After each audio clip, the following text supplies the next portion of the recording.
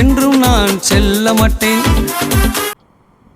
கிறிஸ்துவுக்குள் பிரியமானவர்களே, My beloved friends in Christ, பரிசுத்தாவினர் உங்களோடு கூட பேசுகிற இந்த நல்ல நேரத்தில் உங்களை சந்திப்பதற்கு மிக்க மகிழ்ச்சி.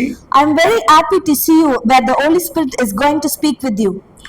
உங்கள் குடும்பங்கள் ஆசீர்வதிக்கப்பட்ட குடும்பமாக இருக்கும். Your family will be a blessed family. கணவன் மனைவிக்குள் மிகுந்த சந்தோஷ மகிழ்ச்சியை தேவன் ஏற்படுத்துவார். There will be a very happiness and joy between wife and husband. உங்கள் பிள்ளைகள் எல்லாம் உங்களை சுற்றி மனமகிழ்ச்சியோடு இருப்பார்கள். Your family will be very happy surrounded by you. அப்படிப்பட்ட ஒரு வீட்டை கர்த்தர் உங்கள் கூடாரத்தை ஆயத்தப்படுத்துகிறார். Likewise, the Lord is going to bless your family. ஒருவேளை அன்பு தேவ பிள்ளைகளே, Maybe, my dear friends in Christ, சொந்த வீடு வாங்கி பிள்ளைகளோடு கூட உட்கார முடியாமல் ஒரு சூழ்நிலை காணப்படுமா என்று சொன்னால், maybe you're suffering without buying a house. இன்றைக்கு தேவன் அதை மாற்றி கொடுக்க போகிறார். The Lord is going to change it today for you. சங்கீதம் 128 அதிகாரம் 3வது வசனங்கள் இவ்விதமாக சொல்லுகிறது. Psalm chapter 128 verse 3 says, வசனத்தை நன்றாக கவனித்து பாருங்கள். listen to the verse carefully. உன் மனைவி உன் வீட்டோரங்களில் கனி தரும் திராட்சை கொடியை போல் இருப்பார். உன் பிள்ளைகள் உன் பந்தியை சுற்றிலும் ஒலிவமர கன்றுகளைப் போல் இருப்பார்கள். Your wife will be like a fruitful vine within your house.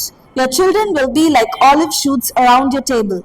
என் அன்பு தேவ பிள்ளைகளை, நான் இப்படி உங்களுக்கு சொல்லுகிறேன். My dear friends in Christ, I am going to say this to you like this.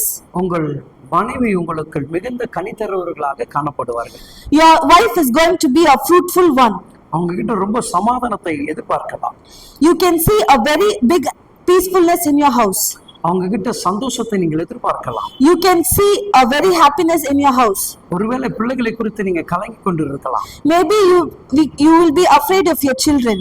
உங்கள் பிள்ளைகள் உங்கள் பக்கத்திலே அழகாக வலம் வருவார்கள். Your children will be with you and they will surround you. அவங்க எப்படி இருப்பாங்களா? கன்றுகளை போல இருப்பார்கள். How they will be like the shoots of the olive. உங்களுக்கு மிகப்பெரிய பக்கபலமாக இருப்பார்கள். They will be a very strength to you. ஒருவேளை உன் பிள்ளை தடுமாறி இருக்க என்று எண்ணாத. Maybe you can feel that your children is out of track. என் கணவரின் வார்த்தை கேட்கவில்லை என்று எண்ணிக்கொள்ளாதே. Maybe you are worried that your husband is not listening to you. என் மனைவி என் வார்த்தை கேட்கலன்னு நினைக்காத. My wife is not listening to you, you may think. ஆனா வேதம் சொல்லுகிறது, But the Bible says, உங்க குடும்பம் தான், your family, கிறிஸ்துடைய அன்பு குடும்பம் தான், the Christian family, மிகுந்த கனி தர போகிறது.